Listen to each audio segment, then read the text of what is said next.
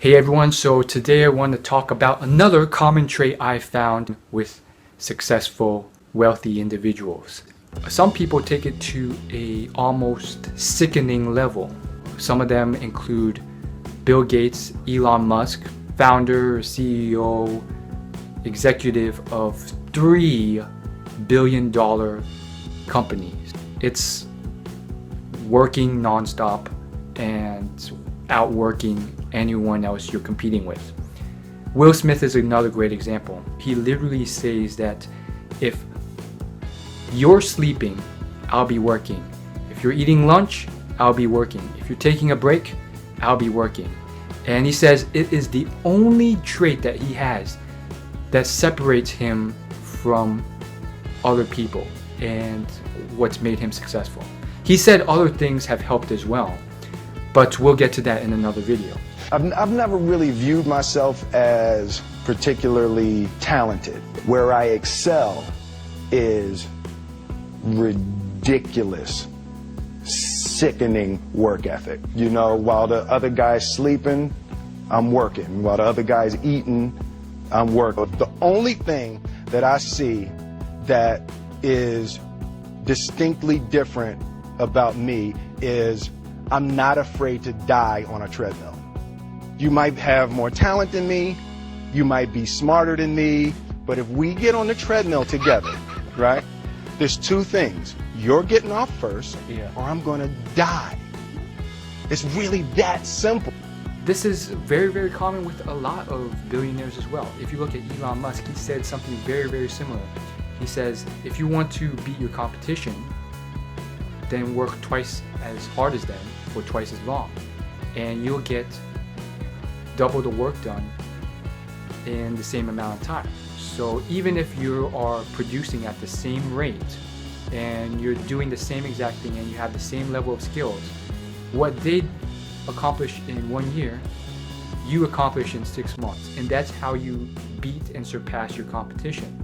He said this so many times in so many speeches that it just drives me bonkers. And it's so true. Like, he, by example, works 80 hours a week, and he says that he works weekends nonstop, and he literally lives on about 4 to 5 hours of sleep every day. Work like hell. I mean, you just have to put in, 80 to 100 hour weeks every week. And then a lot of work. All those things improve the odds of success. Okay. I mean, if other people are putting in 40-hour work weeks and you're putting in 100-hour work weeks, then even if you're doing the same thing, you will achieve in 4 months what it takes them a year to achieve. Work hard, like, every waking hour. That's the thing I would say. Particularly if you're starting a company. And I mean, if you do simple math, you say, like, okay, if somebody else is working 50 hours and you're working 100, you'll get twice as much done in the course of a year as the other company. Bill Gates, again, he says something very similar. He says when he started Microsoft for the first 10 to 20 years, he just worked feverishly nonstop, and he did not take breaks. He didn't believe in weekends, and he just worked nonstop for 10 to 15 to 20 hours every day, programming. One of the guys on the panel said that hey, Bill is wrong, but Bill works harder than the rest of us, so even though it's the wrong solution, he's likely to succeed. And that was the best compliment I ever had, was that just by working day and night, I could send the industry in some funny direction. I was fanatical in that period of time. That is, I didn't believe in vacation, I didn't believe in weekends. Turned out that worked for me, that we got our company going at a speed that allowed it to make mistakes faster than other people were, and kind of see those mistakes. So do you have to go that far? Well, I don't think so. I really don't think so. There are many entrepreneurs and millionaires who work 40, 50, 60 hours a week. So don't go out thinking that, oh my goodness, I need to do this. I need to just put in every single ounce of my effort and work 80 hours a week.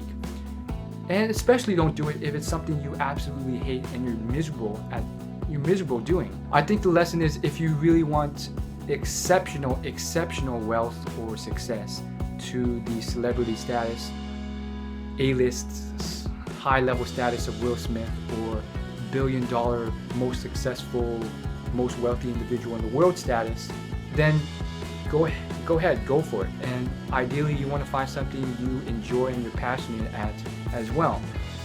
But at the same time, I don't think this is something that is necessary for every individual, nor the most ideal thing. Elon Musk has said this also numerous times. He said that this is not the path you want to travel if you want the highest quality of life. The follow-up question would be, how can you manage so many things simultaneously? Three companies. Well, I don't recommend this. I really, it's not good for quality of life, because I feel like I'm responsible for these things, not because it's necessarily the best thing for quality of life. If you're really not passionate about it and you're really not into it, then life's too short. Don't go for it. Really liking what you do, whatever area that you get into, given that, you know, even if you're the best, there's always a chance of failure. So I think it's important that you really like whatever you're doing. If you don't like it, life is too short.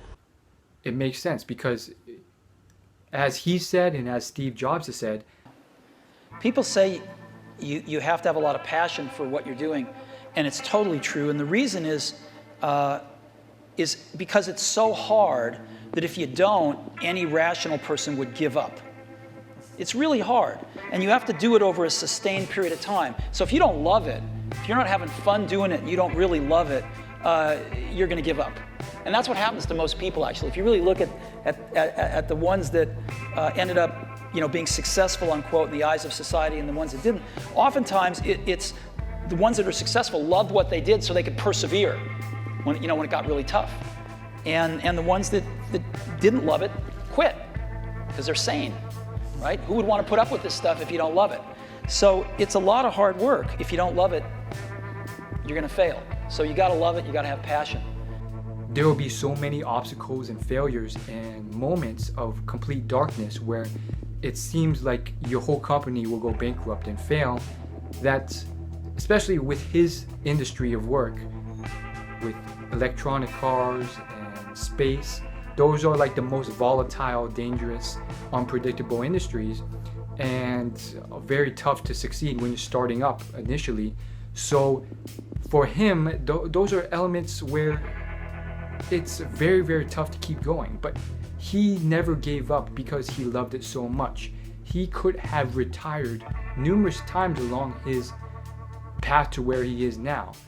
He made millions in his mid-20s, but he chose not to. He plowed his last dollar of the millions he made into a business that seemed to be failing and where he couldn't get any financing from anyone else, to the point where he was taking out loans himself to pay the rent. And also, if you like what you're doing, you think about it even when you're not working.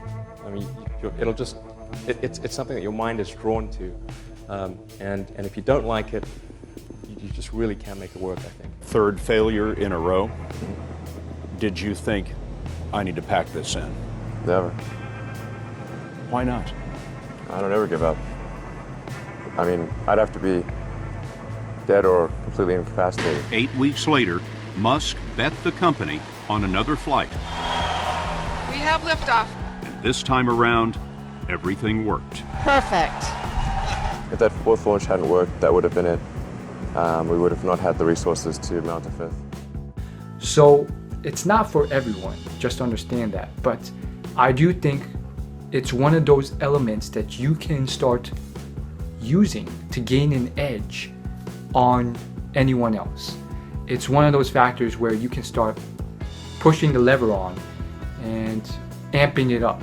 You don't have to go to the 100% extreme of what these guys are doing, but if you're average or your hard work lever is at 0, it might be decent to push it up to at least 10 or 20 or 30%. So think about it. no easy way around it. No matter how talented you are, your talent is going to fail you if you're not skilled. You know, if you don't study, if you don't work really hard and dedicate yourself to being better every single day, you'll never be able to communicate with people, with your artistry, the way that you want. The separation of talent and skill is one of the greatest misunderstood concepts for people who are trying to excel, who have dreams, that want to do things. Talent you have naturally. Skill is only developed by hours and hours and hours of beating on your craft. So that's all I really want to say in a nutshell. As you can tell, I watch a lot of these videos and it was very tough finding all these lectures and videos again and finding those specific moments when these things were said and showing them to you to support what I'm saying here. I usually just talk about what I have to say and hope that you believe me. So this time I put in a lot of work to put this video together just to show you that I'm not just this guy sitting in this chair talking out my butt. I watch a lot of videos, I read a lot of content, and here's a little bit of evidence from the horse's mouth, from these actual people. Hopefully you liked this video. Let me know in the comments what you thought about it. If you would like to check out more of my videos personally, then go ahead and hit the subscribe button